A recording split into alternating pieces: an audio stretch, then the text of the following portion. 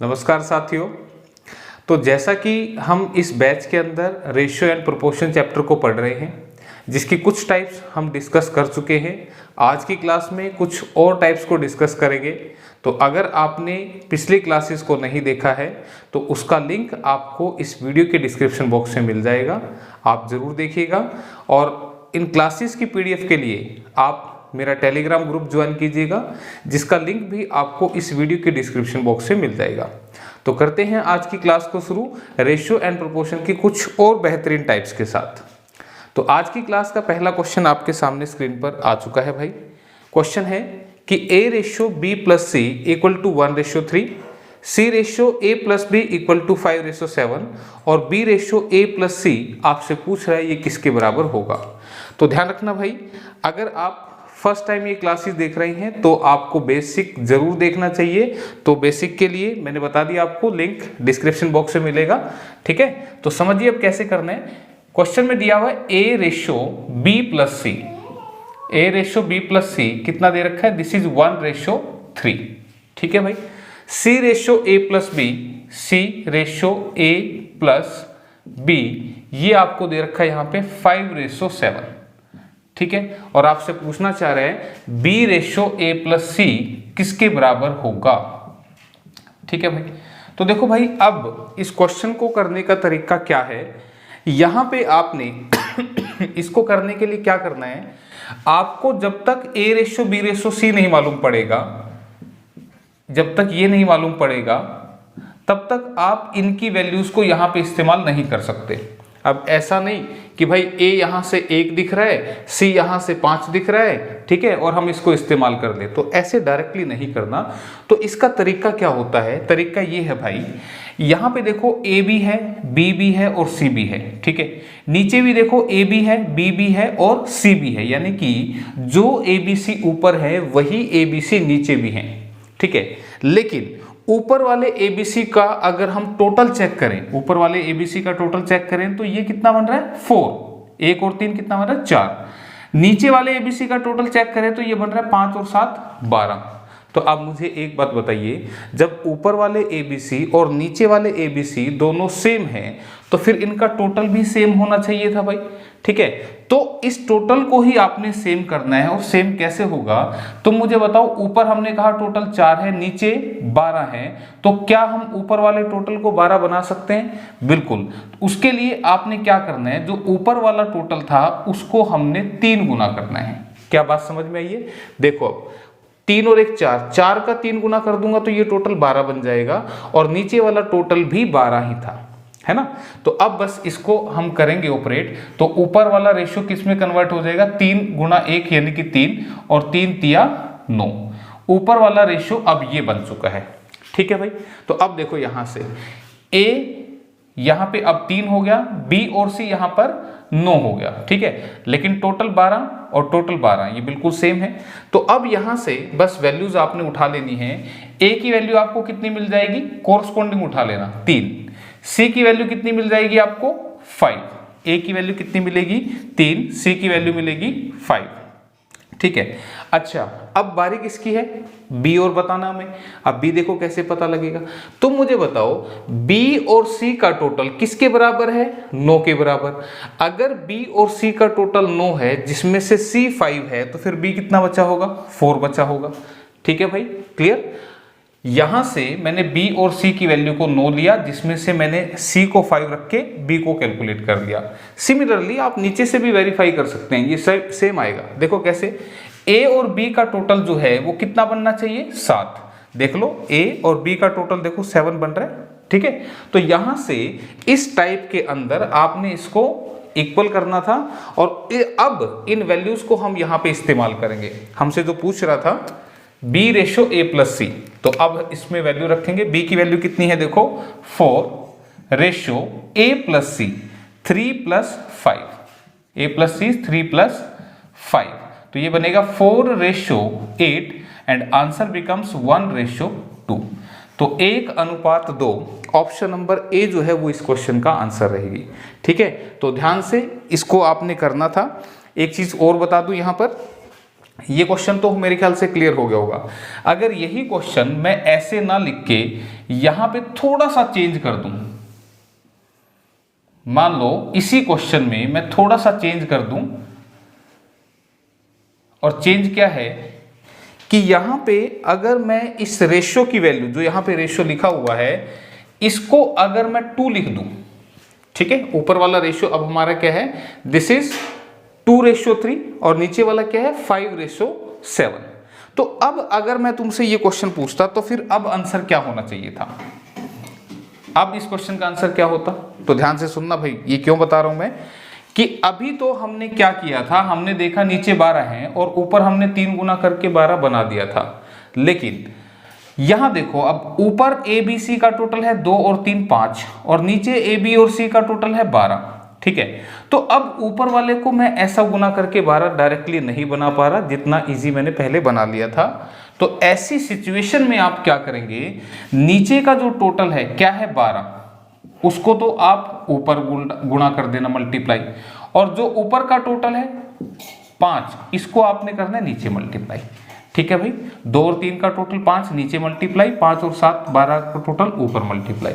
आप एलसीएम से भी कर सकते हैं, ठीक है, 5 और 12 का आप एलसीएम लेके भी कर सकते हैं, या आप इसको ऐसे लिख लें, ठीक है। तो अब मुझे बताओ अगर मैं इसको अब 12 गुना करूं तो देखो ये क्या हो जाएगा, ऊपर वाला 12 गुना करेंगे तो 12 दूनी 24, 12 तिया 36, नीचे वाले को करो 5 पंजे 25, 5 सत्ते 35, ठीक है। अब एक बार टोटल चेक करते हैं फिर से, ए बी सी का ऊपर का टोटल 24 और 36 कितना बन गया 60, नीचे वाले एबीसी का टोटल 25 और 35 फिर से कितना बन गया 60, ठीक है। तो ध्यान रखना, ये मैंने क्यों बताया कि जरूरी नहीं है कि हमें एक ही बार गुना करनी पड़े, वो आपने देखना है, हमें इसको सेम करना है जैसे भी ये सेम होता हो। तो इसलिए मैंने इसको अलग लिया थोड़ा सा, तो यहां से 2 और 3 ऐड करके नीचे मल्टीप्लाई, 5 और 7 मल्टीप्लाई ऊपर 12, ठीक है।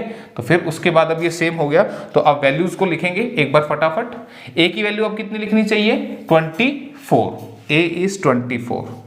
सी की वैल्यू कितनी लिखेंगे 25, सी इज 25।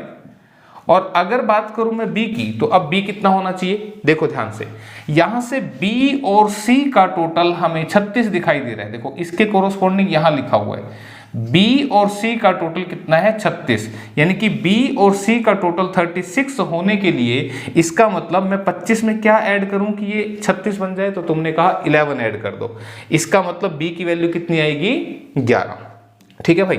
अब नीचे से वेरीफाई भी करके देख लो, a प्लस बी कितना आना चाहिए 35, तो मुझे बताओ a प्लस बी 24 और 11 35 हो गया ना, ठीक है। तो मेरे ख्याल से इसके बाद तो तुम कर ही लोगे, बाद में जैसा भी पूछते हैं तो बस ये इक्वल करना मैं आपको सिखा रहा था यहाँ पे, तो मेरे ख्याल से ये क्लियर हो गया होगा। और इसी के साथ फिर हम अगले क्वेश्चन की तरफ बढ़ चलते हैं, और काफ़ी अच्छे अच्छे क्वेश्चन हैं आज की क्लास में, ध्यान से देखिएगा समझिएगा, ठीक है। और दिक्कत आती है तो मुझे कमेंट करके ज़रूर बताइएगा, ठीक। और क्लास थोड़ा लेट हो जाती है क्योंकि यार शेड्यूल थोड़ा सा हेक्टिक रहता है, ठीक है। मॉर्निंग में एकेडमी की क्लास होती हैं और इवनिंग में लाइव बैचेस हैं, कुछ पेड बैचेस हैं, तो इसलिए थोड़ा सा बिजी शेड्यूल ज़्यादा रहता है, ठीक है। तो क्वेश्चन क्या कह रहा है यहाँ पे, A/B = C/D = E/F = 1/2। यहाँ से A/B, इसका मतलब मैं A/B लिख सकता हूँ, ये किसके बराबर है C/D के बराबर, और ये किसके बराबर है E/F के बराबर, ठीक है भाई। ये बराबर हैं और ये किसके बराबर है 1/2 के बराबर, दिस इज इक्वल टू 1/2। तो बस यहां से एक बात तुम्हें पता लगनी चाहिए कि A की वैल्यू वही है जो C की है और वही E की है जो कि कितनी है 1 है, इसका मतलब A भी 1 के बराबर है, C भी 1 के बराबर है और E भी 1 के बराबर है। सिमिलरली B की वैल्यू वही है जो D की है, इसकी वैल्यू वही है जो F की है और इसकी वैल्यू वही है जो 2 है, यानी कि BDF किसके बराबर लेने हमने 2 के बराबर है, ठीक है क्लियर। तो हमसे पूछ रहा है कि twice of A plus 3 times of C plus 4 time of E upon में 3 time of B plus 4 time of D minus F किसके बराबर होगा। तो आप देखो A हमने रखना है 1, C भी 1 रखना है, E भी 1 रखना है, तो ऊपर में क्या बनेगा 2 + 3 + में 4, इनको 1 1 रखेंगे तो ये इस तरह से बनेंगे। नीचे क्या बनेगा B, D और F को हमने 2 पुट करना है, तो B को 2 पुट करूंगा तो 3 दूनी बनेगा 6, 4 दूनी बनेगा 8 माइनस और यहाँ पे बनेगा 2। ठीक है, f को हमने 2 लेना था, तो बस इसको सोल्व कर दो भाई। 4 3 7 और 2 9 बटे में 8 6 14, 14 में से 2 गए 12, तो 3 3 9, 3 चौके 12। सो आंसर बिकम्स 3/4 यानी कि 3:4। ऑप्शन सी में लिखा हुआ है। ठीक है, आसान है, तो ऑप्शन सी जो है वो इस क्वेश्चन का आंसर बन जाएगी। कर लोगे ना इतना? तो इसी के साथ फिर नेक्स्ट क्वेश्चन ऐसा ही है, देखो ध्यान से। हाँ जी, क्या है क्वेश्चन में? P/Q equal to R/S equal to T/U equal to 2/3। इसका मतलब क्या भाई? देखो, जो पहले पहले वाले हैं P, R और T, इनकी वैल्यू हमने क्या लेनी है? 2, और Q, S, U की वैल्यू लेनी है हमने 3। ठीक है भाई, क्लियर है? तो हमने बताना क्या था? MP plus NR plus OT, इसका रेशियो हमने बताना था। किसके साथ बताना है भाई? इसका रेशियो हमें बताना है MQ plus NS plus OU, ये किसके बराबर होगा?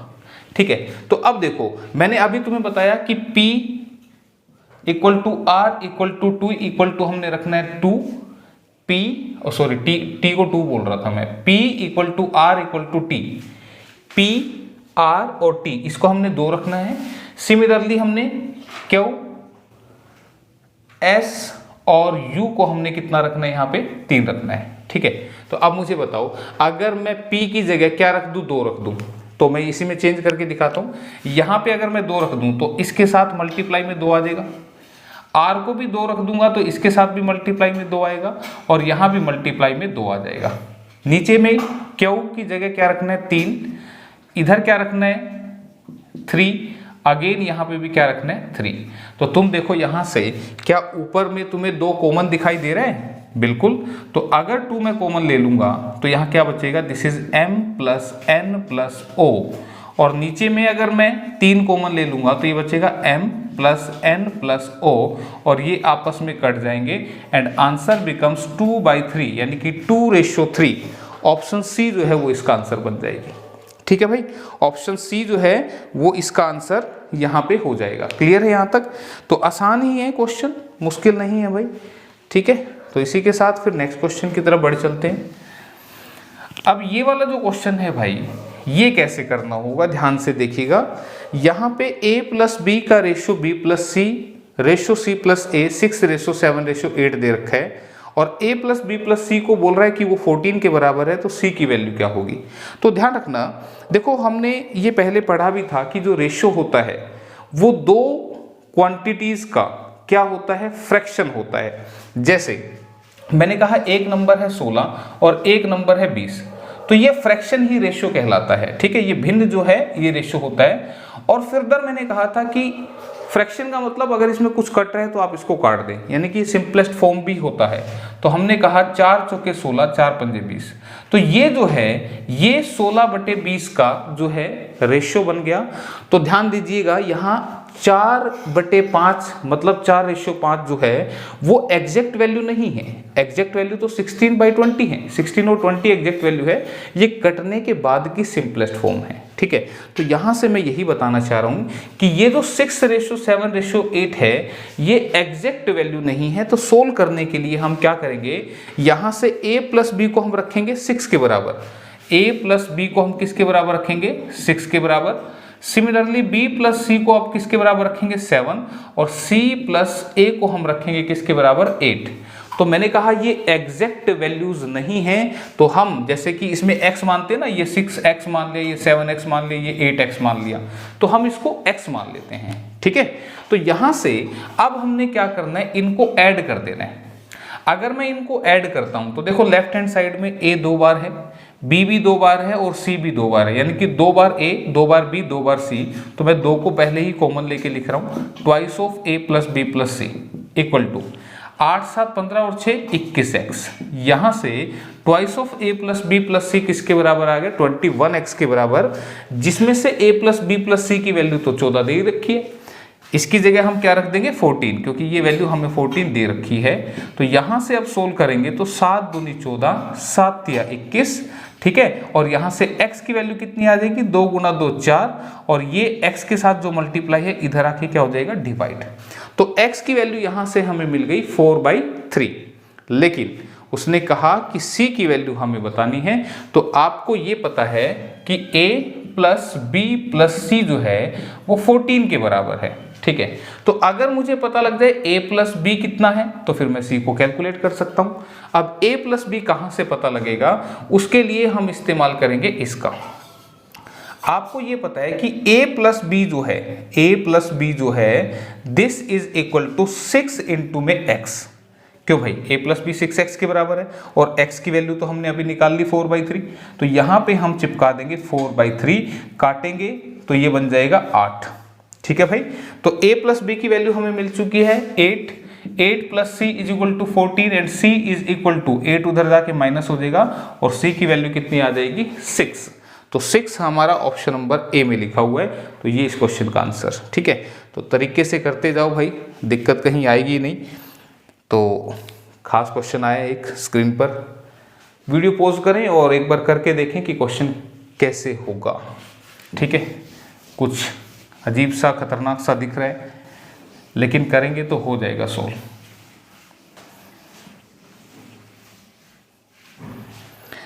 क्वेश्चन है कि यदि a bracket a plus B plus C 45 है, b bracket a plus B plus C 75 है और c bracket a plus B plus C 105 है, तो आपसे पूछ रहा है a square plus B square plus C square का मान क्या होगा, ठीक है। अब ध्यान दो, क्वेश्चन थोड़ा सा अलग है, तो इसको सीखने के लिए आपको थोड़ा सा देखो कुछ फीलिंग्स आनी चाहिए, और धीरे धीरे आ जाएंगी। जितनी प्रैक्टिस आप करेंगे उतनी फीलिंग्स आनी शुरू हो जाएंगी। जितने क्वेश्चंस में से आप निकल गए उतना आप मैथ सीखेंगे, ठीक है।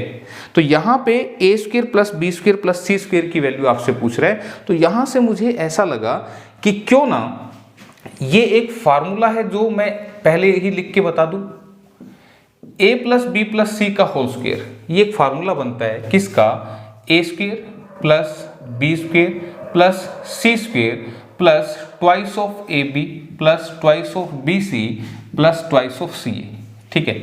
अब देखो यहाँ पे सभी में 2 कॉमन आ रहा है, तो हम इसको पहले कॉमन ले लेते हैं। A square plus B square plus C square plus में 2 कॉमन लेके हम लिखते हैं ए बी बी सी और सी ए, ठीक है भाई। तो ये हमारा फॉर्मूला है ए प्लस बी प्लस सी के होल स्क्वेयर का, ठीक है। ये फॉर्मूला है। अब ये फॉर्मूला है तो इसको इस्तेमाल कैसे करेंगे।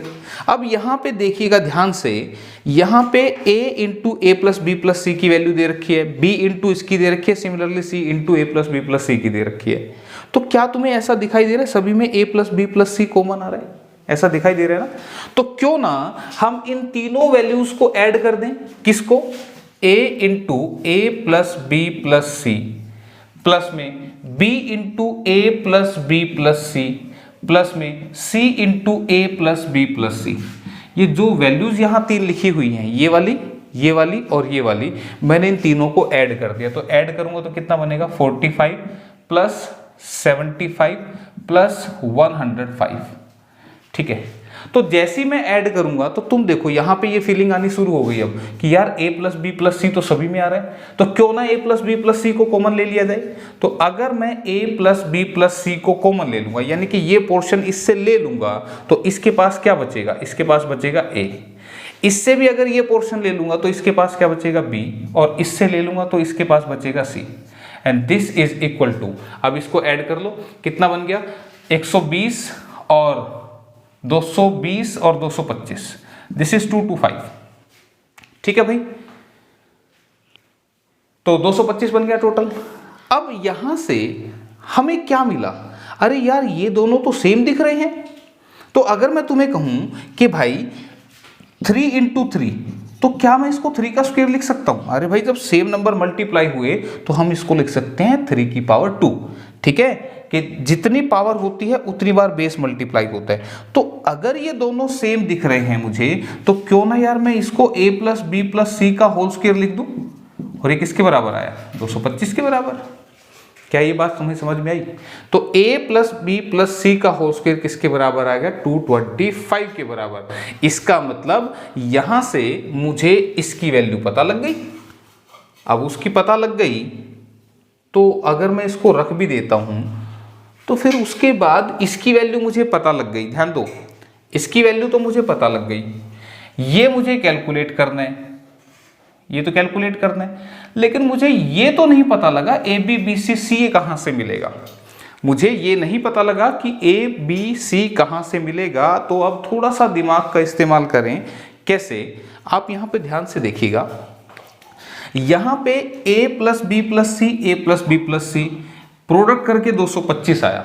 ठीक है, तो मुझे बताओ अगर ये दोनों सेम हैं, ठीक है, मान लो मैं इस चीज को लिखता ही नहीं है, मान लो ये हटा दिया मैंने, अगर ये दोनों सेम हैं तो ऐसे दो सेम नंबर जिनको मल्टीप्लाई करके 225 मिले तो तुम कहोगे सर जी 15 गुना 15 जो है वही दोनों मल्टीप्लाई करके 225 देते हैं। अब देखो इतनी तो फीलिंग आएगी। 225 क्या है? एक परफेक्ट स्क्वायर नंबर है, परफेक्ट स्क्वायर जिसमें एक ही नंबर दो बार मल्टीप्लाई होता है। तो यानी कि 15 into 15 this is equal to 225, यानी कि a plus B plus C हमारा 15 है। क्या ये बात समझ में आई? a plus B plus C हमारा 15 है। तो ये हमें अगर पता लग गया तो यहां से मुझे बताओ इस पहले वाले से तुम्हें क्या पता लग रहा है? अब बोला जी पहले वाले से क्या पता लगेगा? मैंने कहा a into A plus B plus C हमारा 45 गिवन है, ये क्वेश्चन में गिवन है। तो मैंने कहा कि a plus B plus C तो 15 है, तो अगर ये 15 है तो ये कितना रखूं कि 45 बन जाए? तो तुमने कहा सर जी ये तो 3 रख दो। अगर मैंने कहा इसकी वैल्यू 15 है तो ये 15 है तो इसको 3 रखूंगा तभी तो ये 45 बनेगा। बिल्कुल सही। अच्छा अब आगे भी देखो क्या लिखा है। आगे लिखा है कि b, उसी से लिखते हैं वैसे ही, यहां से लिखा है b into A plus B plus C. ये किसके बराबर दे रखा था भाई? ये किसके बराबर है? 75 के बराबर। तो तुम मुझे बताओ अगर ये 15 है तो 15 की किससे प्रोडक्ट करो कि 75 बन जाए? तो तुमने कहा सर जी 5 से करोगे तभी तो 75 बनेगा। इसका मतलब b भी मुझे मिल गया 5, a तो 3 मिल ही गया था। फिर से देखो तीसरे नंबर पे लिखा हुआ था c into A plus B plus C, ये दे रखा था 105। ठीक है भाई, तो ये 105 है तो मैंने कहा इसकी वैल्यू तो 15 है, ये 15 है तो फिर ये कितना होना चाहिए? तुमने कहा सर जी फिर ये 7 होना चाहिए, 15 सत्ते 105 बनेगा। क्यों भाई, बात समझ में आ रही है? तो अब इसका टोटल भी करके देख लो, a plus B plus C का 7 5 12 और 3 15, यही तो आ रहा है। ठीक है, तो ये आ रहा है तो फिर आंसर हो गया हमारा। कैसे हो गया?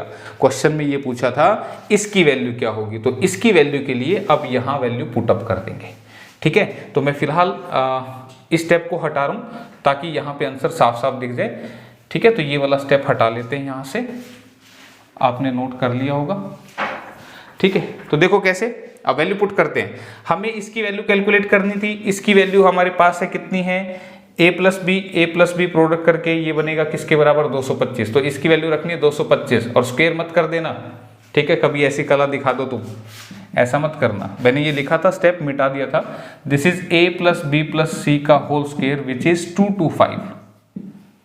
ठीक है, तो इसकी वैल्यू हमने 225 रख दी। ये हमें बताना है, ये तो कैलकुलेट करना है।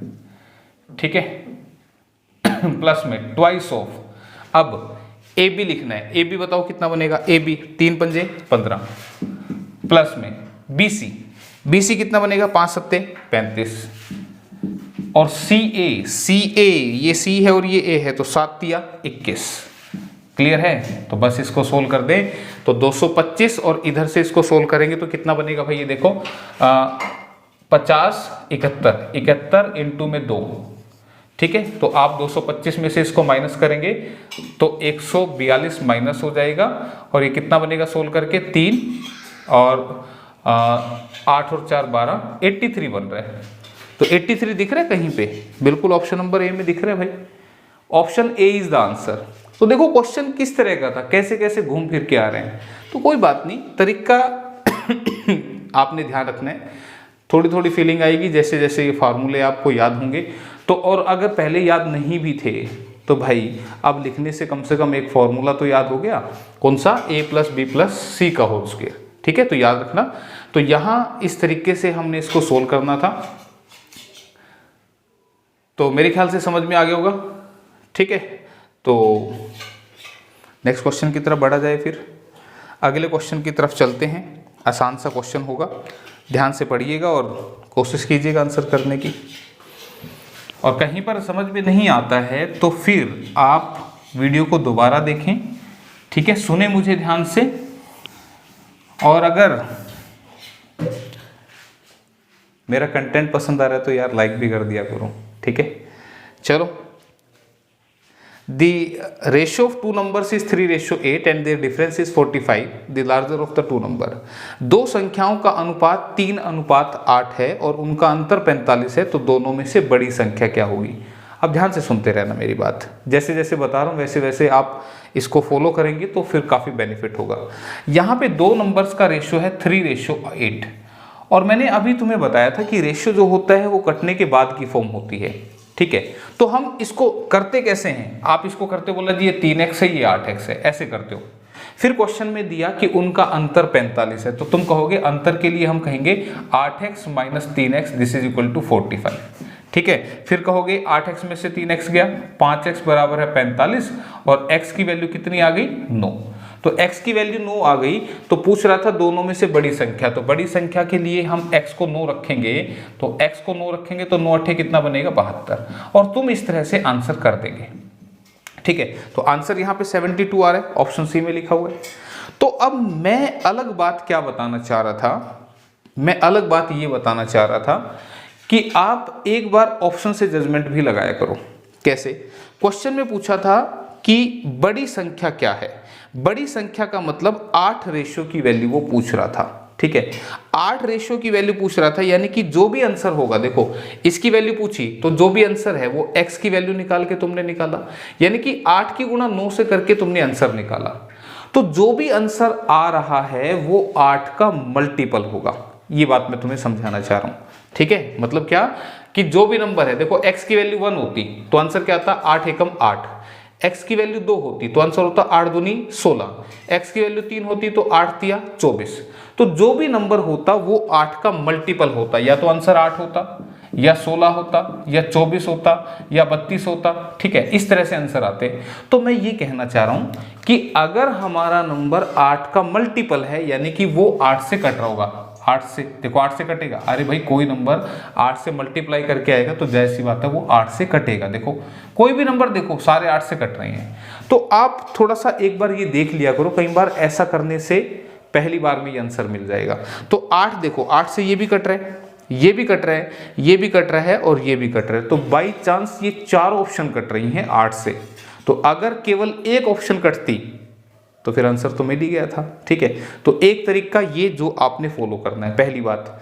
दूसरी बात कि आपने x में नहीं लिखना, x में नहीं लिखना, आपको x, ऐसा नहीं है कि मैं ये नहीं कह रहा कि x लगाना ही नहीं है, x लगा सकते हो, लेकिन जहां पे बचा जाए वहां पे बचो। अब कहां कहां बचा जाएगा, जब भी क्वेश्चन में सम की और डिफरेंस की बात होगी तो आप क्वेश्चन को विदाउट x कर सकते हैं।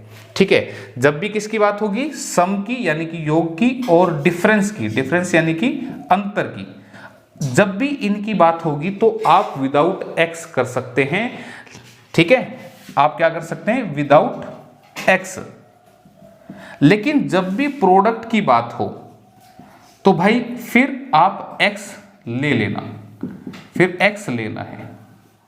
ठीक है, तो मैं ये बातें समझाऊंगा, अभी फिलहाल इसी क्वेश्चन पे अप्लाई करते हैं। उसने बोला कि दो संख्याओं का रेशियो है 3:8।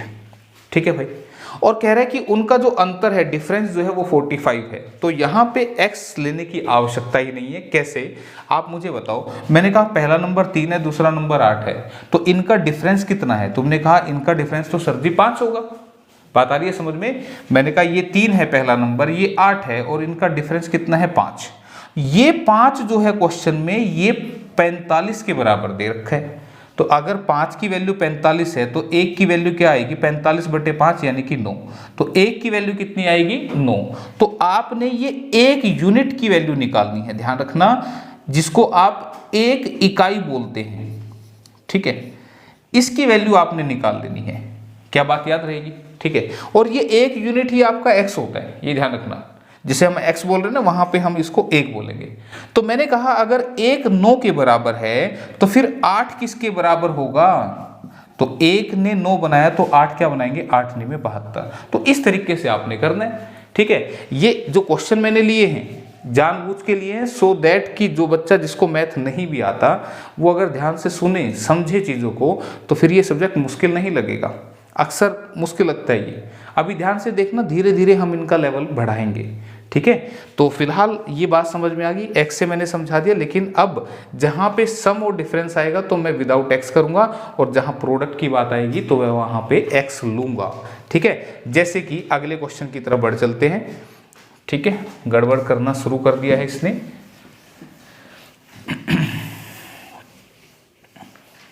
क्या है क्वेश्चन? ध्यान से पढ़ो।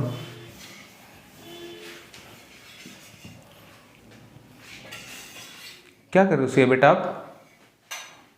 रख के आओ इसको, चलो। हाँ जी, क्वेश्चन क्या है कि 4 संख्याओं का अनुपात 2:3:5:7 है और इन संख्याओं का योग 272 है, तो दूसरी और चौथी संख्या का योग ज्ञात कीजिए। ध्यान से सुनना, यहां पर 4 नंबर है जिनका रेशियो है हमारे पास 2, 3, 5 और 7। 2, 3, 5, 7 ये 4 संख्याओं का रेशियो दे रखा है। और क्वेश्चन में पहले देखो पूछा क्या है, अब मैं तरीके से चलाता हूं ऑप्शन से। उसने पूछा दूसरी और चौथी संख्या का योग, हमसे पूछ रहा है दूसरी यानी कि ये वाली और चौथी ये वाली, इसका सम। तो मुझे बताओ 3 और 7 का सम तो कितना बनेगा? 10 बनेगा। तो 3 और 7 का सम 10 बनेगा, यानी कि जो आंसर होगा वो 10 से कटेगा। तो 10 से ये भी कट रहा है, ये भी कट रहा है और ये भी कट रहा है, ठीक है। तो हम देख रहे हैं कि ज़्यादा ऑप्शन कट रही हैं। अगर एक ही कटती तो आंसर था वहीं पर जो 10 से कटता, लेकिन अगर ज़्यादा कट रही है तो कोई बात नहीं, हम फिर दूसरी चीज़ का इस्तेमाल करेंगे। उसने बोला कि इन संख्याओं का सम 272 है। तो अब ध्यान दो, मैं एक्स नहीं मानूंगा, मैं क्या कहूँगा कि मान लिया पहला नंबर 2 है, दूसरा 3 है, तीसरा 5 है, चौथा 7 है, तो इनका सम कितना बनेगा? 2, 3, 5 और 5 10 और 7 17।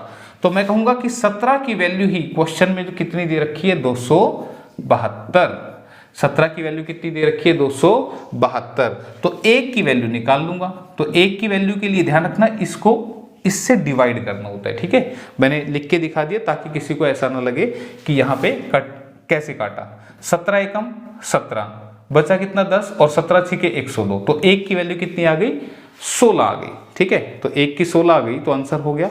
उसने पूछा था दूसरी और चौथी का योग, ये है दूसरी और ये है चौथी, और इसका सम यानी कि 3 + 7। तो हमसे 10 रेशियो की वैल्यू पूछ रहा था। तो अगर 1 16 के बराबर है तो 10 किसके बराबर होगा? 160 के बराबर, ठीक है। तो आंसर ऑप्शन नंबर डी लिखा हुआ है। क्लियर है? यहां तक समझ में आ गया? तो ध्यान दीजिएगा, यहां पर ऐसा नहीं कि 1 की वैल्यू 16 आ गई तो आप ये सारे नंबर अलग अलग निकाल के देखो, नहीं। ये नंबर बोला 16 दूनी 32, ये बोला 16 तिया 48, ये 16 पंजे 80 और ये 16 सत्ते 112। नहीं भाई, सारे को करने की जरूरत नहीं है। आपको पता है कि अगर 1 रेशियो 16 के बराबर है तो इनका सम यानी कि 3 और 7 10 रेशियो किसके बराबर होगा? बस ऐसे करना है, अलग अलग वैल्यूज नहीं निकालनी है, ठीक है। तो इसी के साथ आगे बढ़ चलते हैं। तो मेरे ख्याल से रेशियो को कैसे डील करते हैं ये समझ में आ रहा होगा आपको। नेक्स्ट क्या है भाई आपका कि एक निश्चित धनराशि P तथा Q में 5:2 में बांटी जाती है।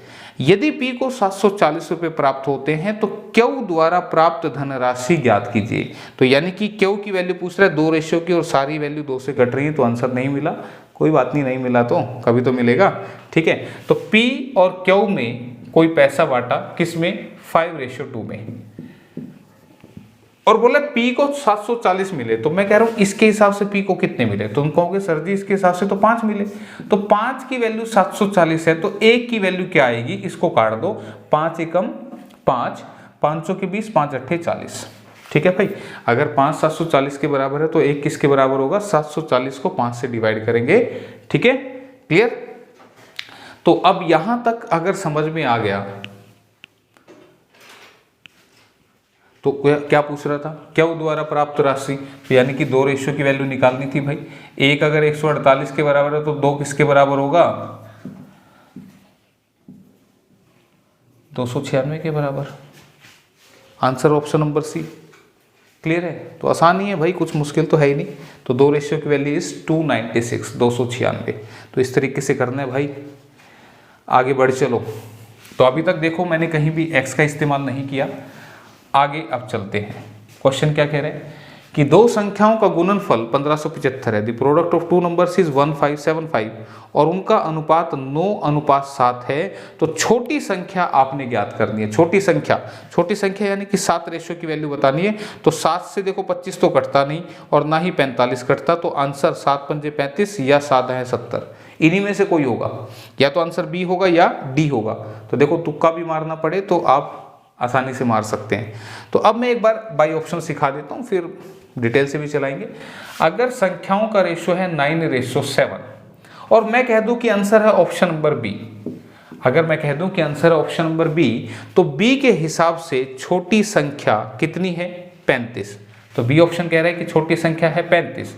तो मुझे बताओ 7 से 35 कैसे बना? तुमने कहा इसको 5 गुना करेंगे तभी तो 35 बनेगा। तो ध्यान रखना, रेशियो को सेम नंबर से मल्टीप्लाई डिवाइड करने से उसकी वैल्यू चेंज नहीं होती। तो इधर 5 टाइम किया तो इधर भी 5 टाइम कर दो और हमें मिल जाएगा कितना? 45। क्लियर है? तो 45 मिल गया। तो अब उसने कहा था कि इन दोनों का प्रोडक्ट जो है वो कितना है? 1575। तो आप प्रोडक्ट करके देखना, ये 1575 ही बन रहा है। ठीक है, इनको प्रोडक्ट करके देखना, ये बन रहा है।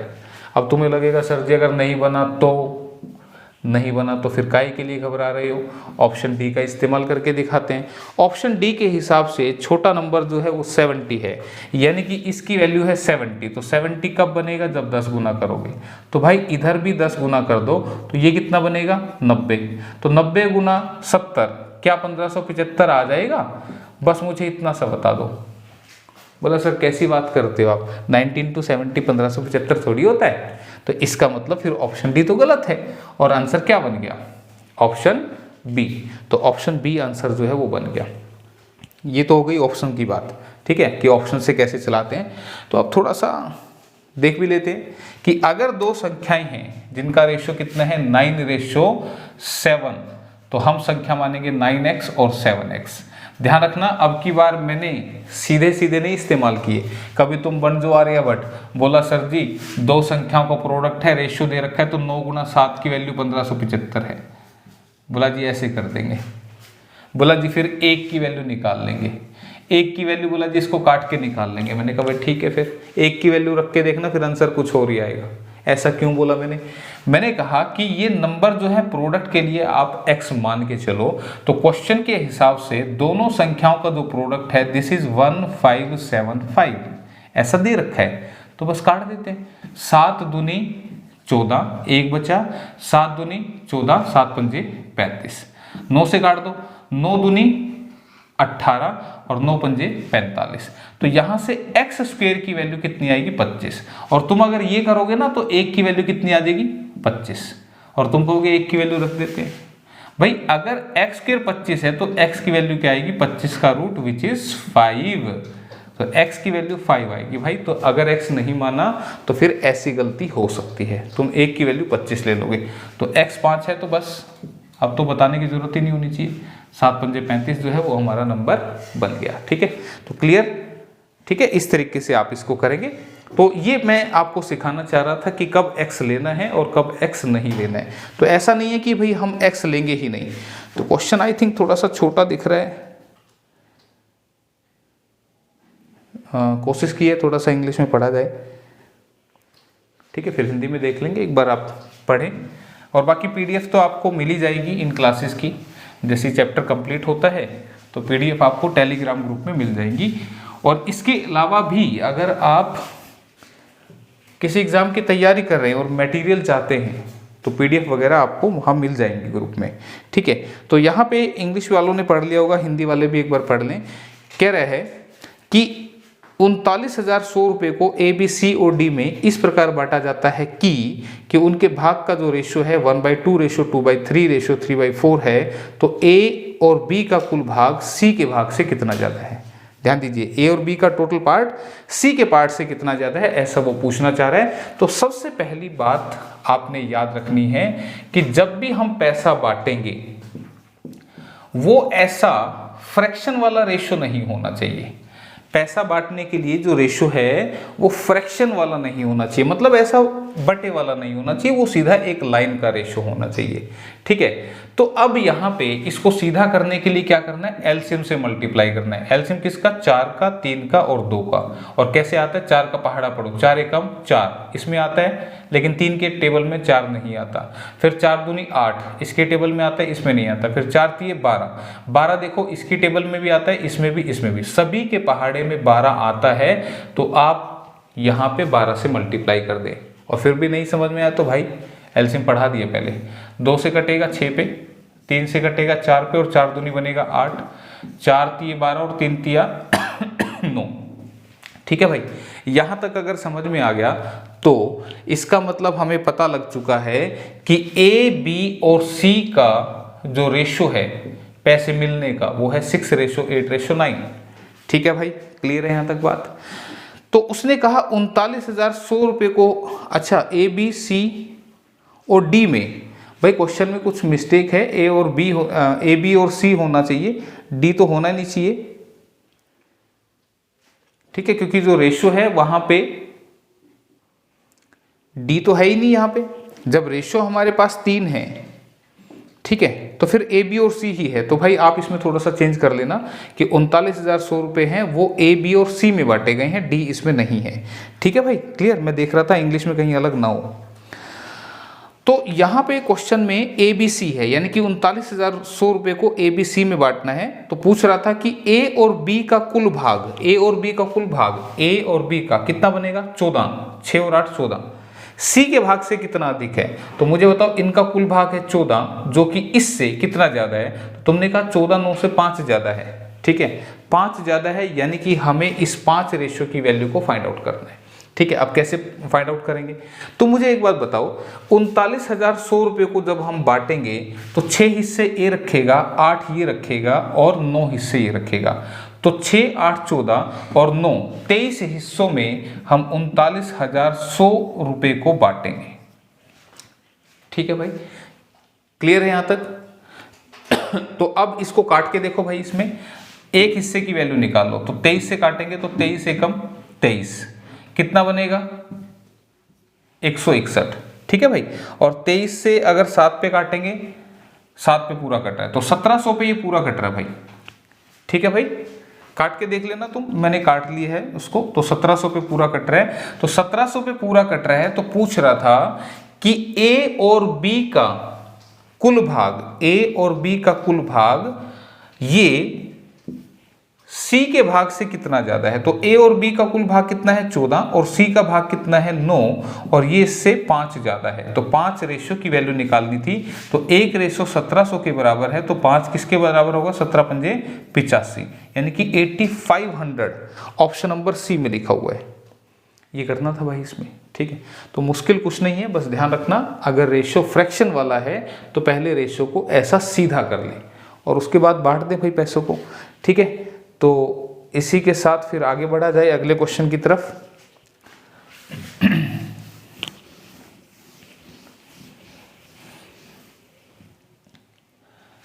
क्वेश्चन क्या है कि 42,000 रुपये की राशि को ए, बी, सी में इस प्रकार बांटा जाता है कि ए का हिस्सा जो है वो बी के हिस्से का 2/3 है।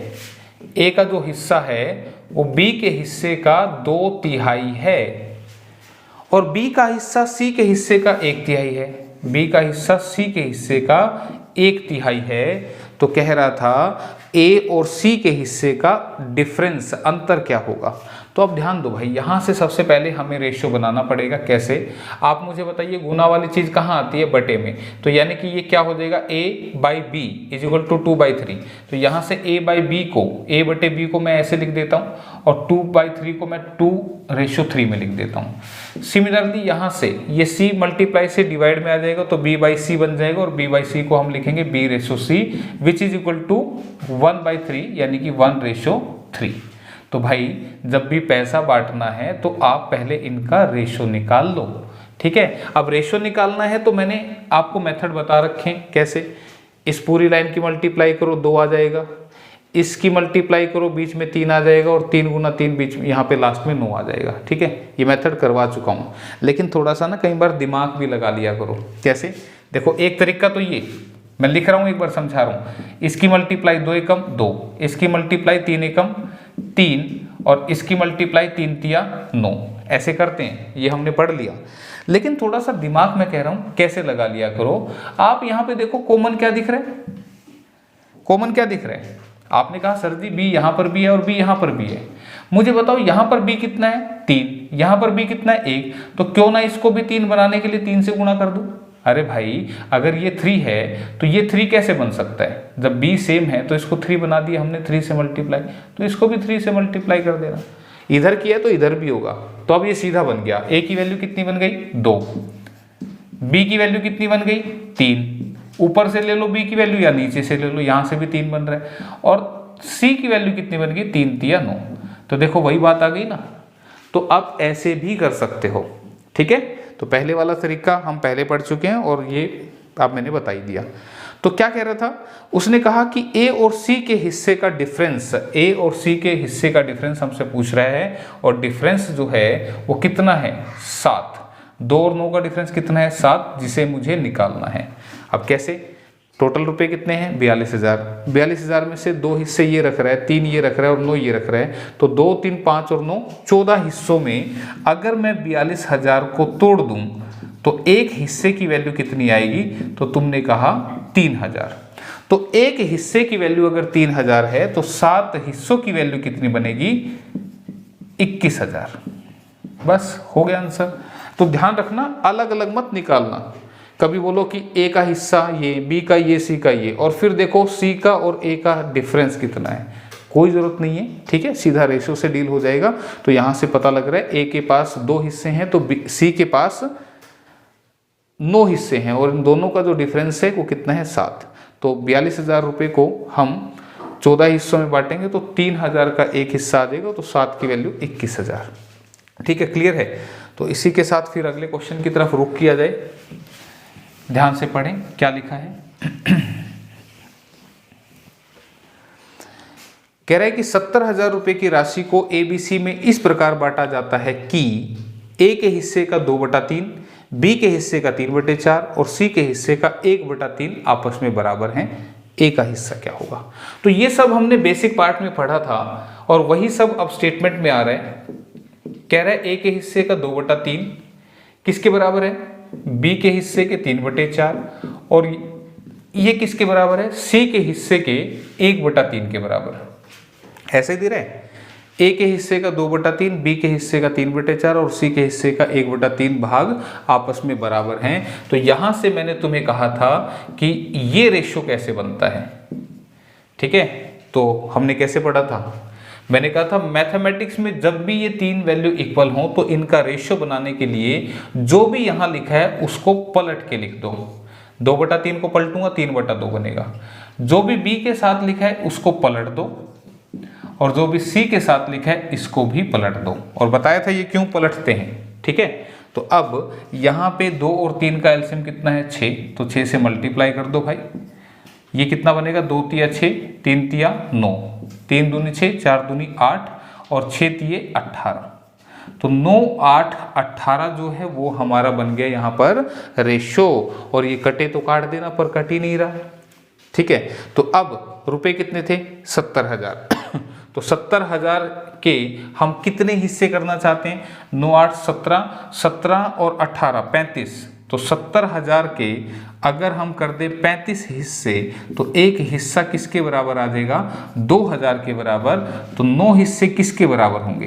तो एक हिस्सा 2,000, तो 9 हिस्से 18,000 के बराबर हो जाएंगे। ये आंसर आ जाएगा। ठीक है, तो मुश्किल कुछ नहीं है, बस थोड़ा सा ध्यान से करना है।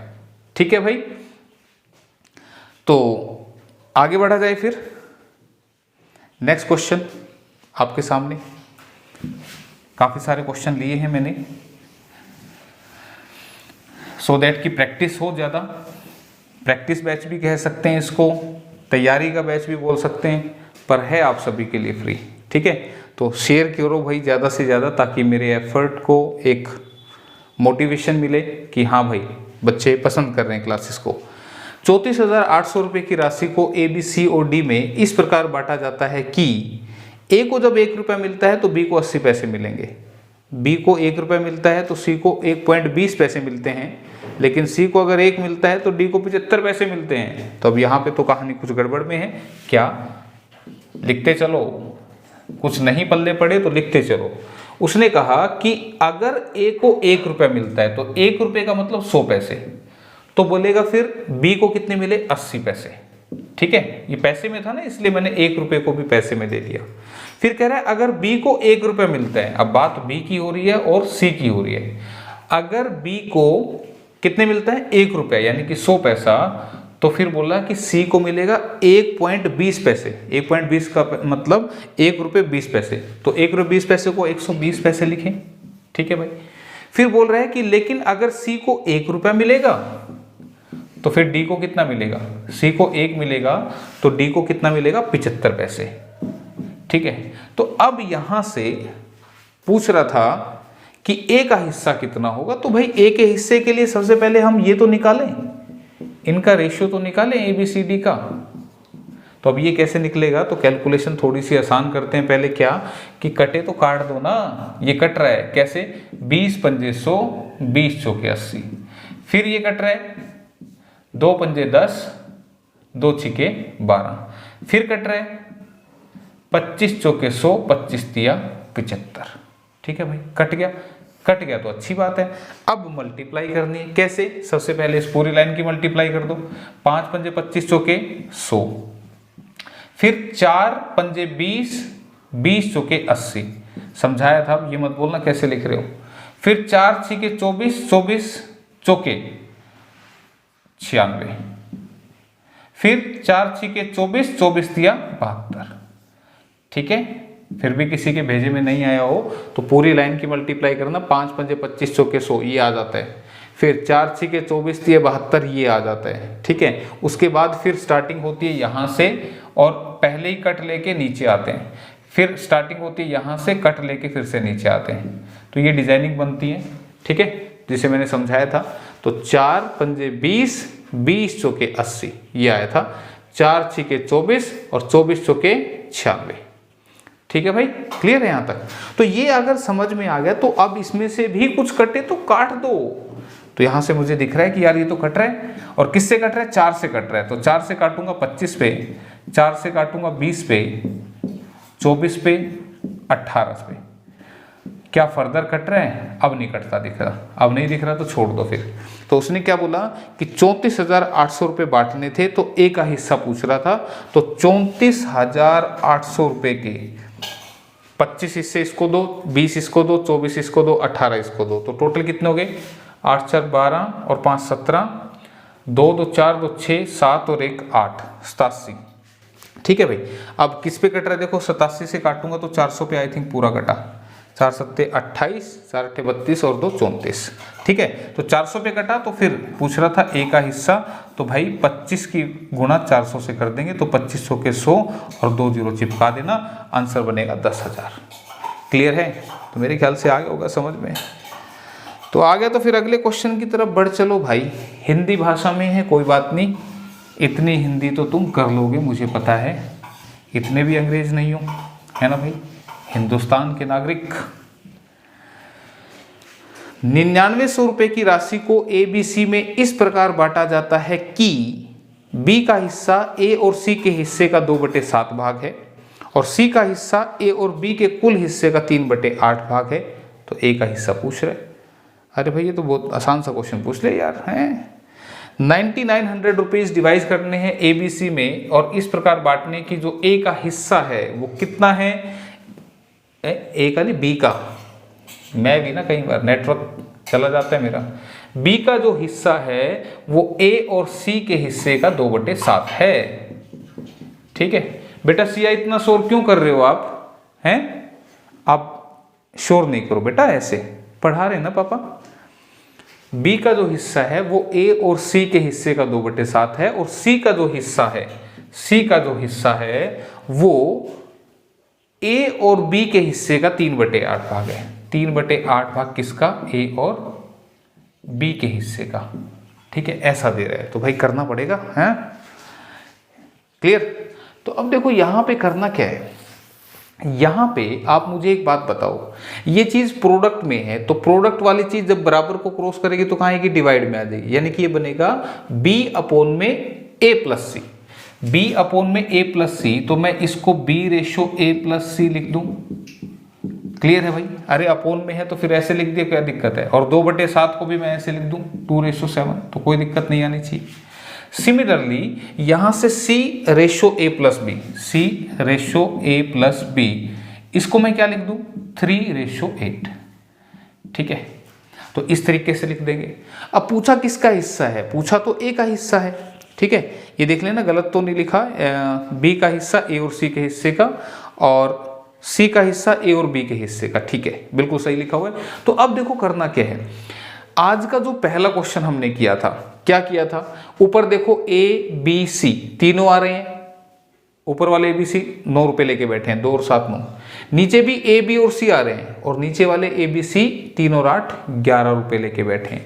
तो पहला तरीका क्या, इन दोनों को सेम कर लेना, उससे क्या पता लग जाएगा हमें A के पास कितने गए, B के पास कितने गए और C के पास कितने गए, और उस रेशियो में डिवाइड कर सकते हैं। आज का पहला क्वेश्चन, ठीक है, मैंने क्या बोला, इनको सेम कर लें, 8 और 3 11, 11 से ऊपर मल्टीप्लाई, 2 और 7 9, 9 से नीचे मल्टीप्लाई, जैसी प्रोडक्ट करेंगे आपको B की वैल्यू मिल जाएगी, C की मिल जाएगी, और फिर आप A की भी निकाल सकते हैं और 9900 को बांट देना, एक तरीका आज के पहले क्वेश्चन से। तो दूसरा तरीका देखते हैं। दूसरा तरीका क्या है, तुम देखो यहाँ पे अगर B को 2 रुपए मिले हैं, इस पहले वाली लाइन से देखता हूँ, अगर B को 2 रुपए मिले हैं तो A और C को 7 मिले हैं। ध्यान रखना, अगर B को 2 रुपए मिले हैं तो A और C को कितने मिले हैं, 7। इसका मतलब टोटल पैसा 2 और 7 9 हिस्सों में बांटा गया होगा। तो B का हिस्सा कितना बनेगा, तो B का हिस्सा बनेगा 2/9। क्या ये बात समझ में आई या ये नहीं समझ में आई? देखो मैंने कहा, जैसे मैं इसको कैसे समझाता हूँ, हमेशा मैं इस चीज़ को ना एक सर्कल से समझाता हूँ कि एक सर्कल है भाई, इस सर्कल के हमने 4 पार्ट कर लिए, ठीक है, और ये पार्ट हमने इसका शेडिड कर दिया। तो अगर मैं पूछता हूँ शेडिड पार्ट कितना है, तो जवाब होता है 1/4। मतलब जो मैंने पूछा वो तो ऊपर लिखा है और टोटल पार्ट जो है वो नीचे लिखे हैं। अगर मैं बोलूँ अनशेडिड पार्ट कितना है, अनशेडिड, तो अनशेडिड के लिए आप क्या कहेंगे, टोटल पार्ट अनशेडिड 1 2 3 और कुल कितने हैं 4, ठीक है। तो ध्यान रखना जो पूछा है वो ऊपर, अनशेडेड कितने हैं 3 आउट ऑफ टोटल 4। तो यहाँ पे B अगर 2 हिस्से रख रहे हैं तो A और C ने 7 रखे, तो टोटल तो 9 हिस्सों में पैसा बटा होगा, जिसमें से B का हिस्सा क्या है 2/9वां हिस्सा। तो 2/9 आपने कर देना था, और किसका कर देना था, 9900 रुपये का, 9900 का।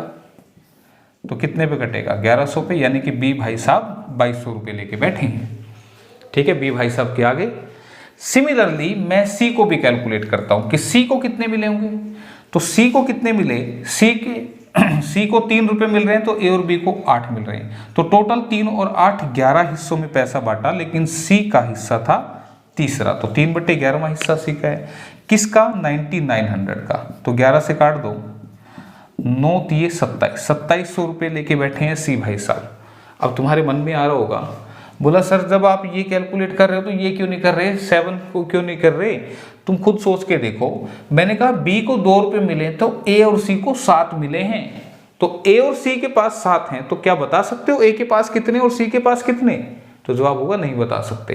तो इसीलिए मैंने सिर्फ जो अकेले हैं उनकी वैल्यूज को फाइंड आउट कर लिया, ठीक है। तो अब बात किसकी करनी थी, A की। तो A का पैसा क्या होगा, अरे 9900 में से अगर मैं B और C के पैसे घटा दूंगा तो हमें किसका मिल जाएगा, A का पैसा मिल जाएगा।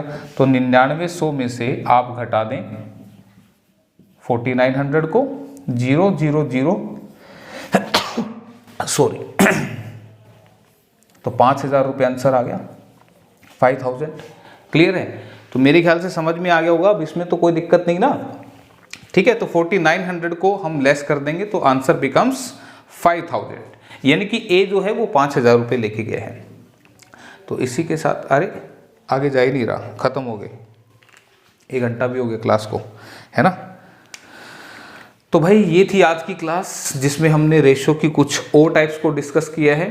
नेक्स्ट क्लास में फिर हम ओ टाइप्स को डिस्कस करेंगे, और आपको बता दूं इन टाइप्स को देखने के बाद एग्जाम में ऐसी ही टाइप आएंगी, और अगर ऐसी नहीं भी आई तो कोई बात नहीं भाई, बेस तो आपका बन ही रहा है, और बेस क्लियर है तो फिर आप टाइप भी कर लेंगे, ठीक है।